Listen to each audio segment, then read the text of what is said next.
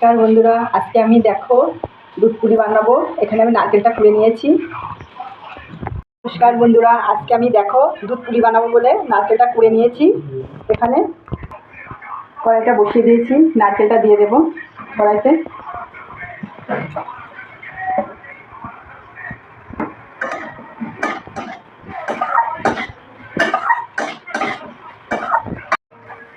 চিনি দিয়ে দেবো।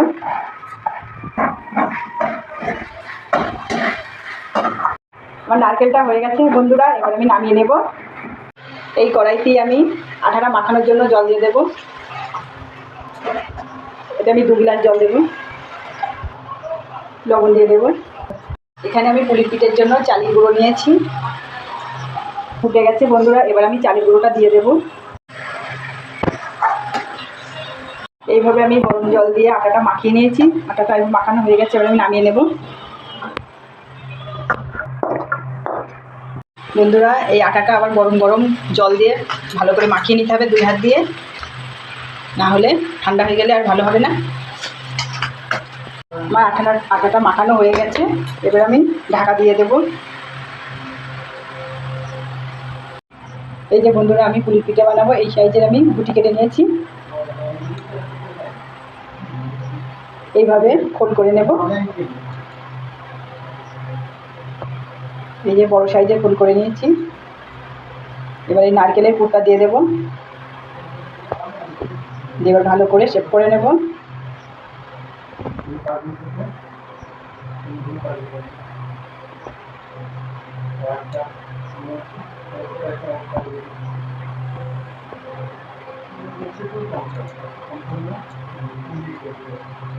এই যে আমি এই সাইজের পুলি বানিয়ে নিয়েছি, সবকটা বানিয়ে নেবো এইভাবে। এই যে বন্ধুরা, আমার সব পুলি বানানো হয়ে গেছে। কড়াইতে দুধ ঢেলে দেবো দুধ পুলির জন্য। দেবো তেজপাতা দিয়ে দেবো, চিনি দিয়ে দেবো, অল্প পরিমাণ লবণ দিয়ে দেবো। এই যে বন্ধুরা, দুধটা আমার হয়ে গেছে। টুসি বানিয়েছি, পুলির ভেতর দিয়ে দেবো। পুলিগুলো দিয়ে দেবো। বন্ধুরা, আমার দুধ পুলি হয়ে গেছে, এবার আমি নামিয়ে নেব।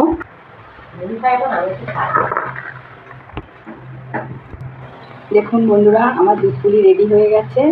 কে কে দুধ পুলি খেতে পছন্দ করে জানান।